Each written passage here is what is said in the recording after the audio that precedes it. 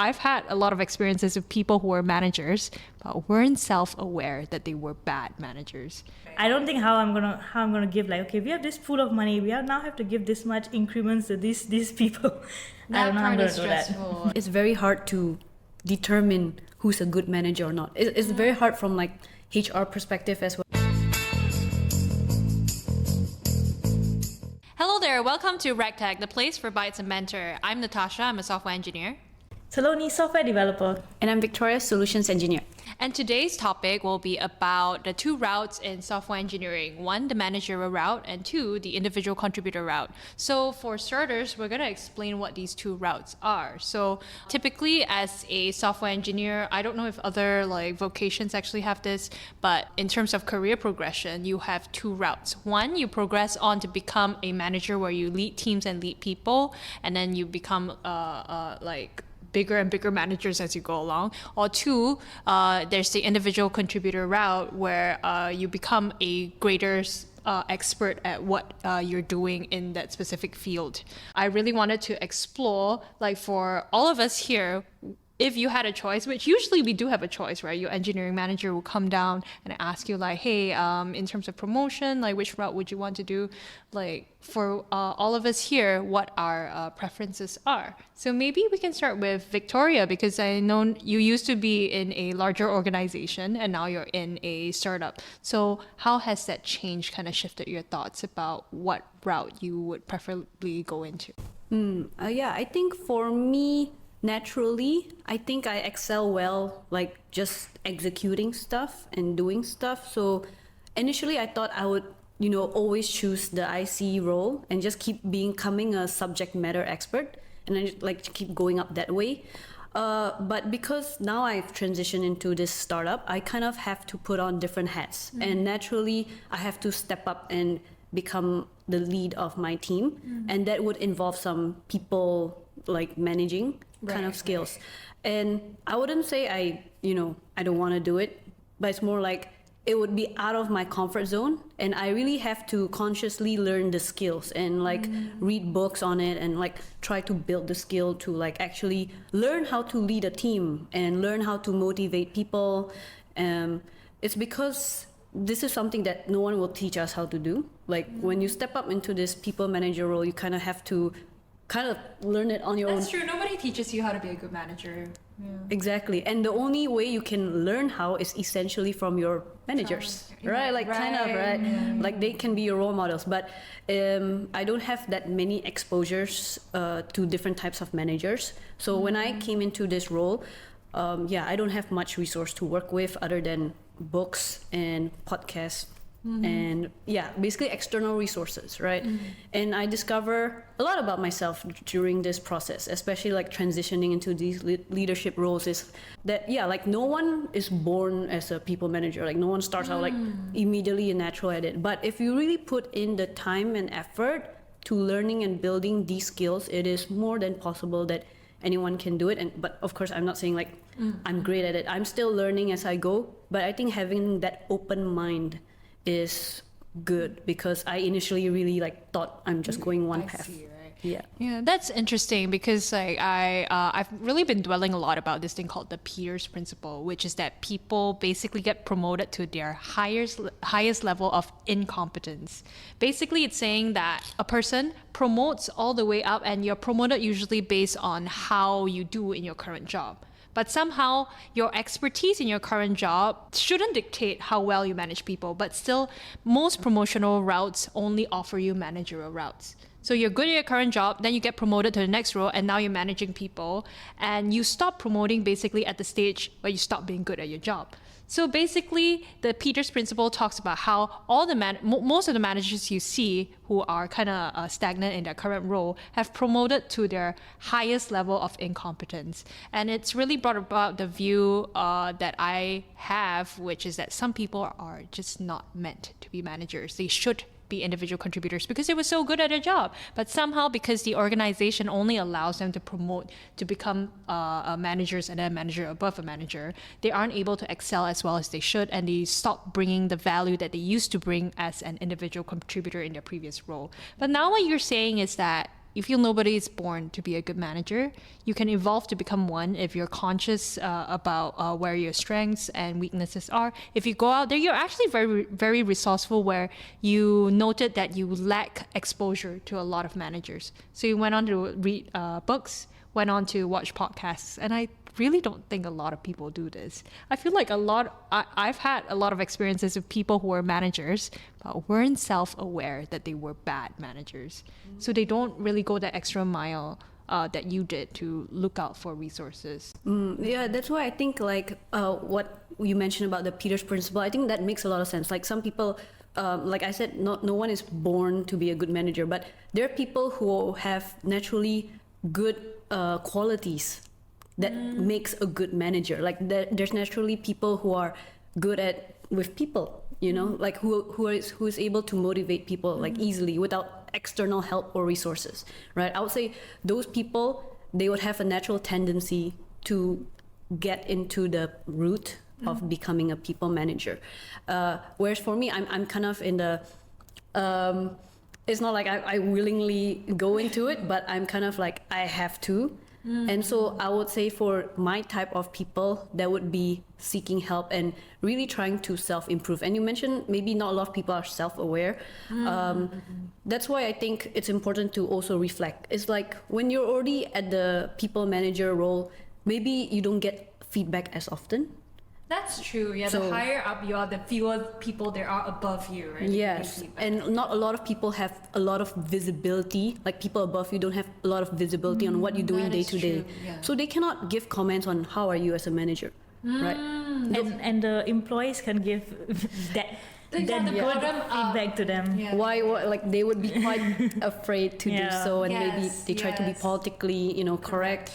Yeah. That makes it difficult for you to gain that self-awareness. So I also get from that perspective, but overall for me at least, I tend to see myself more objectively. I try to, and I can see that this is something I need to work on, and that's why I'm actively working on it.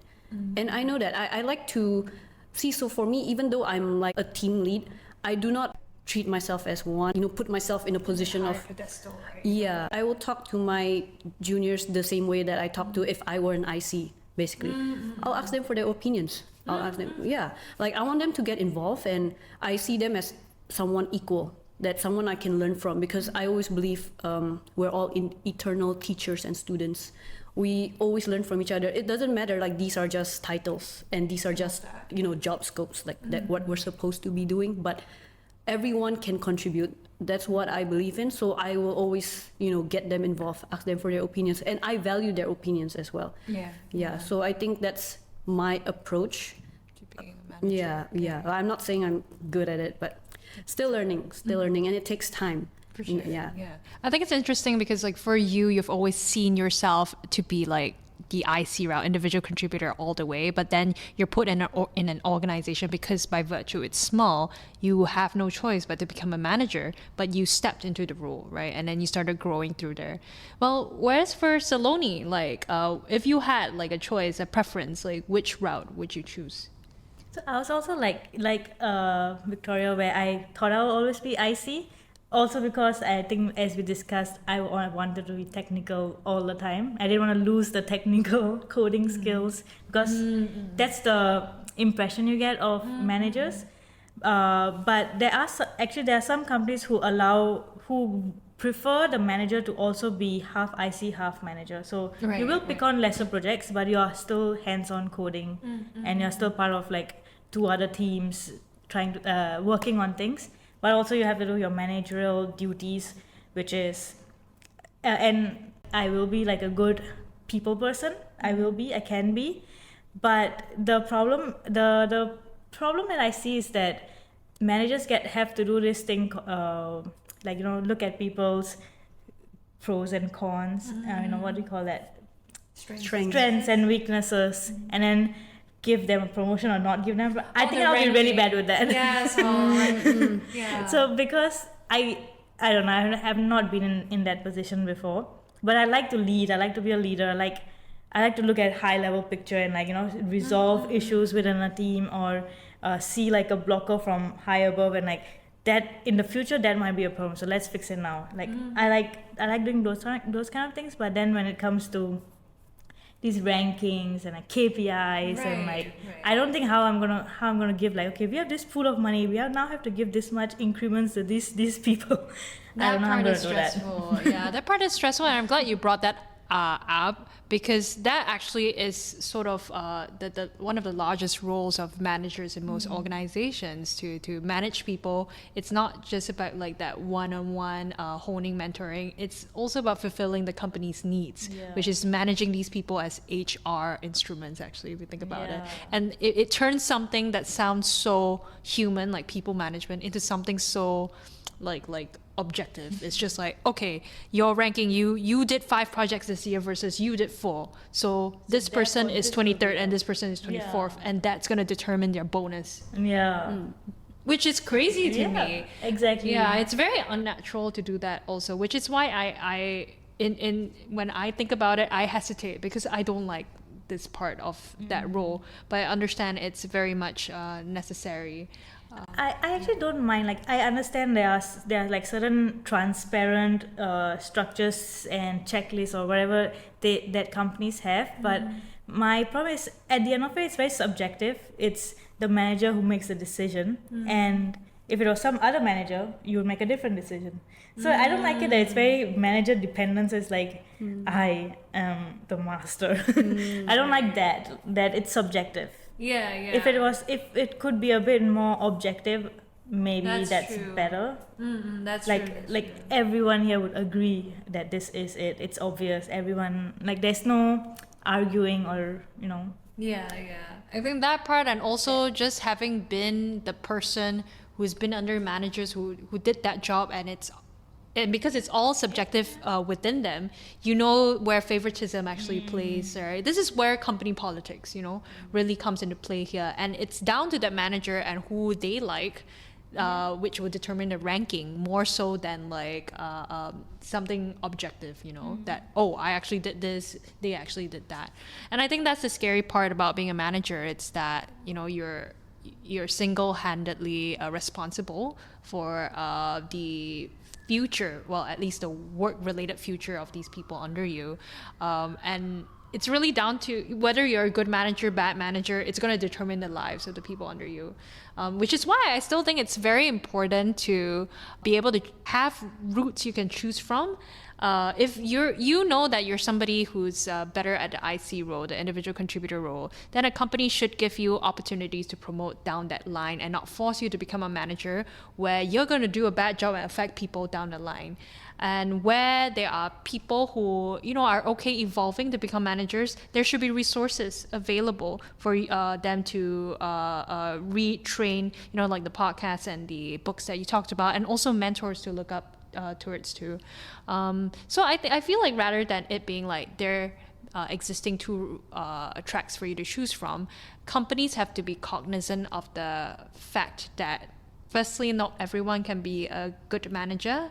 There needs to be resources and training materials needed. 2, there are also people who just don't want to be managers, who are happy to be ICs. I feel like, and this it depends on the career season that you're in. There will be like a season where you're more inclined to be an individual contributor, but you see yourself like, maybe when I hit my 35s, I would want to try out a managerial route, but this is the time where I just want to be a really good expert. There should be flexibility in that. The HR structure of the company. So yeah, perhaps even like what you say now, you also mentioned that you used to think that you would go down the IC route, and then now having experienced certain things in your life, you're like, I want to try the manager route.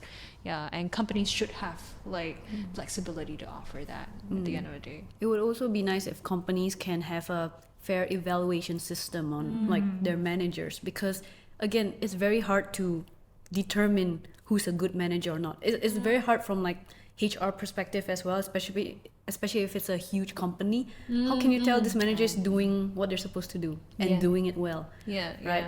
Like maybe anonymous surveys and all that can help, but there's a limit to that, because of politics and many reasons. So if there's a more fair system in place, then we can identify who is likely to be a better manager, like some kind of AI to predict that, based on personality traits. I don't know, but there's many. MBTI. Yeah. We have an episode on MBTI, just saying, but yes. There's many ways to evaluate someone who's likely to be a good manager or not, and then we can also sit them down, talk. Are you interested? Like basically, career progression has to be something taken seriously, and not just something like, oh, you want a promotion? Here you go. Just take it. If not, no. All right. Yeah. Like we cannot force them down that path. If they are Or not. sometimes it's also like, oh, there's a vacancy. Let's get the next highest person to just Yeah. be this That's person. often Yeah. what happens. Yeah. That's the big one. Yeah. Yeah. That's why. And I feel like that's just lazy HR, That's just a chess piece kind of, oh, okay, vacant, I just put him here. And that's a lot of how HR usually works, because it's so easy to do that versus really do the hard thinking into like, I value my managers, I value my people, and I know like me putting certain people in certain roles is going to affect like the company dynamics. So how best can I provide good training? How best can I provide very dynamic career progression paths to help my people? And it takes like a really good company to do that. But yeah, this was a good discussion on our preferences between IC versus managerial routes. As always, this was ragTech. Thank you for watching. Bye.